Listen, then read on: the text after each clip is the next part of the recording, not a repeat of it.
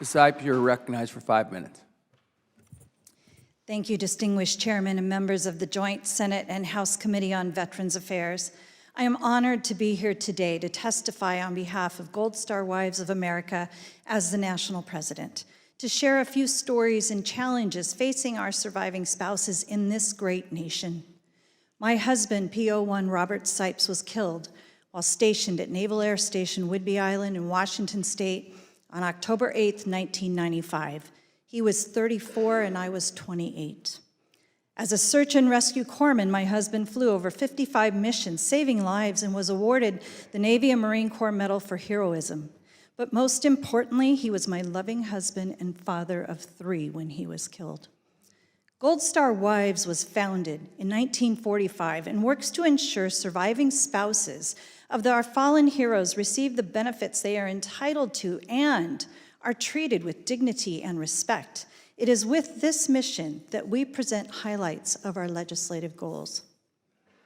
The most critical issue for surviving spouses is increasing VA dependency and indemnity compensation, DIC, which is the benefit surviving spouses receive when a service member or veteran dies due to their service. Currently, surviving spouses receive 43% of the compensation a veteran rated 100% disabled receives. So, if someone works for a federal agency and dies because of their job, their surviving spouse is eligible for up to 55% of their compensation. This is a significant disparity. DIC on its own is not enough to support the totality of expenses facing surviving spouses. Those living on a fixed income are extremely vulnerable to poverty, especially considering the current rate of inflation. An increase in DIC is the right thing to do.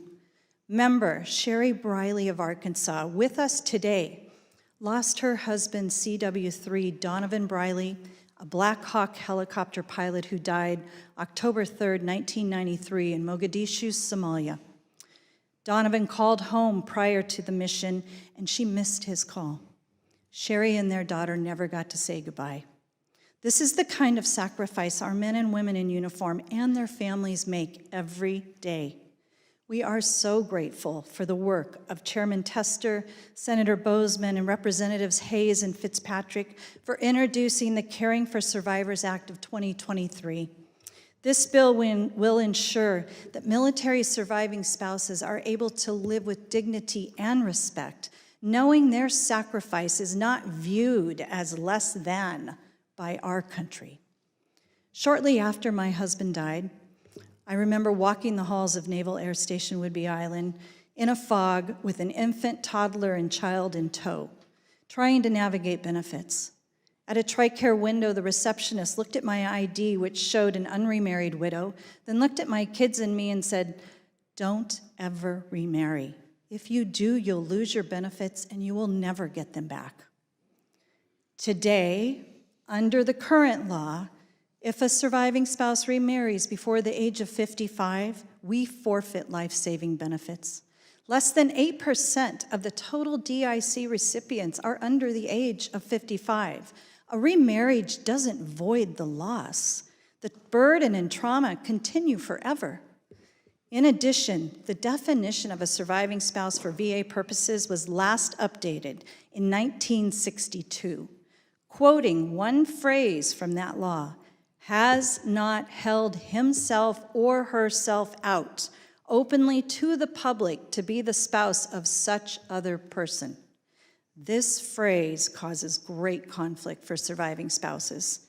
An anonymous member from Charleston, South Carolina said, "No surviving spouse should be afraid of retribution for continuing their lives when they've sacrificed so much. It's been 18 years and I have been hesitant to be involved in any meaningful relationship for fear it would be construed as holding myself out to be married. This has deeply negatively impacted my children and me." The law should not be ambiguous. We believe the definition should be updated to follow federal and state laws. In closing, We were inspired to see the passage of the PACT Act at the end of the last Congress. We are grateful the VA will be reviewing previously denied DIC claims for many surviving spouses who had been informed their spouse's death was not related to their service or their DIC claim had been denied. We appreciate the VA's efforts to provide regular updates and educational events regarding the PACT Act rollout. Gold Star Wives wholeheartedly thanks the Senate and House Veterans Affairs Committee for your time and attention to these issues of vital importance. We look forward to working with the committees in any way we can to move these priorities forward. I welcome any questions. Thank you. Ms. Sipes, I'd like to tell you something. I was in the service for 26 years. I'm a retired Navy SEAL, and I buried more of my friends than I care to remember. I was a corpsman like your husband. And I want you to know that we understand that the debt that is owed to you by this country is not a mortgage. It doesn't get paid off. It is something that we have to give to you every single day. You have my absolute unwavering support, and thank you. My last statement is for Ms. Sipes. I thank you, ma'am, for your attendance today.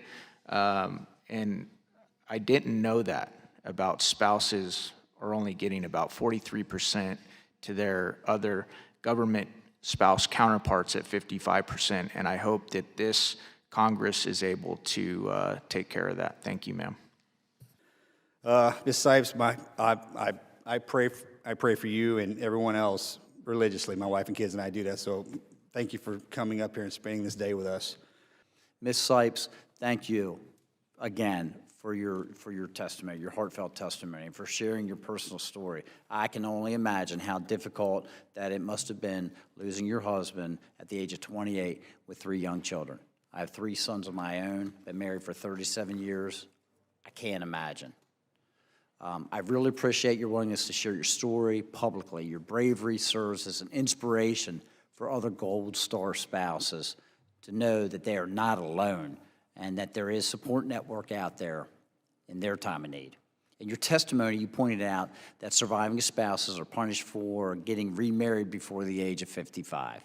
I think marriage is fundamentally a good thing and should not be disincentivized. I say many times over, we cannot build a strong nation with weak families. And the information that you shared seems to weaken the family. Can you please elaborate on your story and your agenda? Yes, in regards to the remarriage, it did change, law did change years later, of course, to the 55. The challenge is that if we choose to remarry, we lose all of our benefits unless we are over 55 years old. And that puts us in a position of not being able to move on. It puts us in a position of having to raise our children without a spouse or a father figure or somebody in their lives to help raise them. And should we choose to remarry and lose those benefits, then that other spouse is now responsible, right, for our spouse's children. The foster care pays more in helping raise a child than the government does. So it is just really an unfair advantage for spouses, and they cannot continue their lives on in a normal manner. Thank you very much. And like Representative Crane, I did not realize either that there was this discrepancy in the amount of compensation that was coming from other government employees.